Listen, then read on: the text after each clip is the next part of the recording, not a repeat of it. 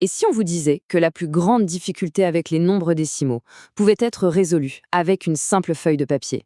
Aujourd'hui, on va décortiquer ensemble une méthode fascinante qui rend l'abstrait, complètement concret. Une méthode qui transforme les chiffres en objets que les élèves peuvent toucher, manipuler et surtout vraiment comprendre. Alors, voilà la question qui tue.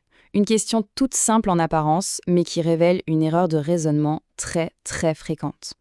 L'esprit de l'élève, il voit 14 et il voit 2. Et hop, le réflexe est immédiat. 14 est plus grand que 2. C'est la logique des nombres entiers qui prend le dessus. L'approche qu'on va explorer, elle s'attaque pile à la racine de cette confusion.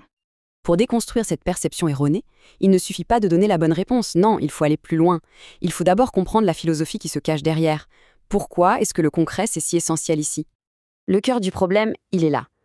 Un élève peut parfaitement lire le symbole 0,1, l'écrire, le reconnaître, sans avoir la moindre idée de la quantité que ça représente vraiment. Il y a un fossé, un véritable gouffre entre le symbole et le concept. Notre objectif, c'est de construire un pont solide entre les deux.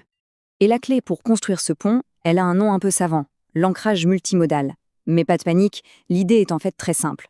Au lieu de se limiter à des symboles sur un tableau, on va ancrer la notion de dixième ou de centième dans le monde physique. On va faire appel à des sens que les élèves maîtrisent déjà parfaitement, la vue, le toucher et même la perception du poids. Cette activité va donc engager les élèves sur 3 niveaux en même temps. D'abord le visuel, avec des surfaces et des couleurs bien distinctes. Ensuite le tactile, parce qu'ils vont littéralement avoir les mains dedans, en manipulant et en découpant le papier. Et enfin le conceptuel, en faisant un lien très intuitif entre ces objets et une masse, un poids. C'est comme ça qu'on tisse un réseau de compréhension qui est vraiment solide et durable. Bon, à cette théorie, comment on passe de cette belle idée à la réalité de la salle de classe? Voyons ensemble, pas à pas, comment se déroule cette découverte guidée. Une découverte où la compréhension naît directement de l'action des élèves. Et vous allez voir, le matériel est d'une simplicité déconcertante. Une feuille de papier standard, le genre de feuille 80 grammes par mètre carré, des outils de géométrie de base, et c'est tout. C'est une activité ultra accessible qui ne demande aucun investissement compliqué. Le processus, c'est une véritable enquête mathématique menée par les élèves. On part d'un fait connu, le grammage du papier. À partir de là, par des divisions successives, ils déduisent eux-mêmes la surface de papier qui correspond à 1 gramme.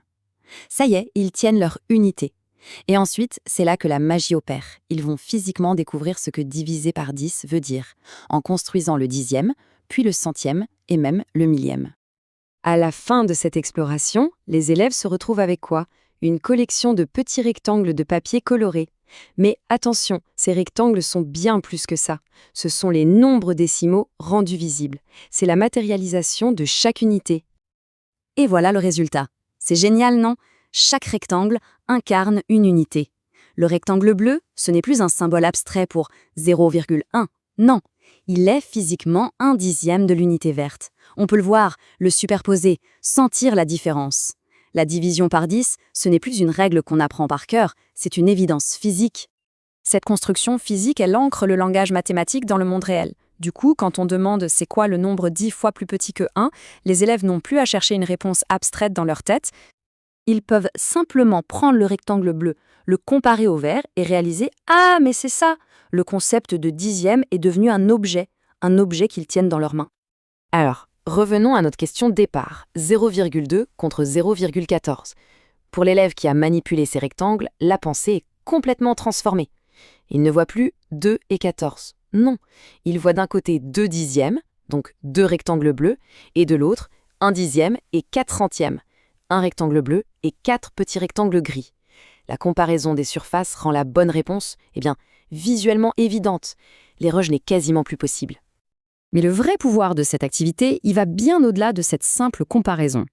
En réalité, ce qu'on vient de faire, c'est de poser une pierre angulaire, une fondation essentielle pour tout le reste du parcours mathématique de l'élève. Cette compréhension physique, c'est un prérequis pour presque tout ce qui va suivre. Quand on parlera d'additionner des décimaux, l'élève pensera à assembler des surfaces. Quand on comparera des nombres, il pourra les visualiser. C'est un socle incroyablement solide sur lequel on va pouvoir construire des compétences bien plus complexes. Et l'impact le plus profond de cette méthode, c'est sans doute qu'elle est préventive.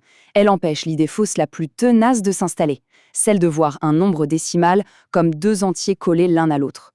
L'esprit est entraîné à voir 0,14, non pas comme 0,14, mais bien comme ce que c'est, une quantité unique, 1/10 et 4/100.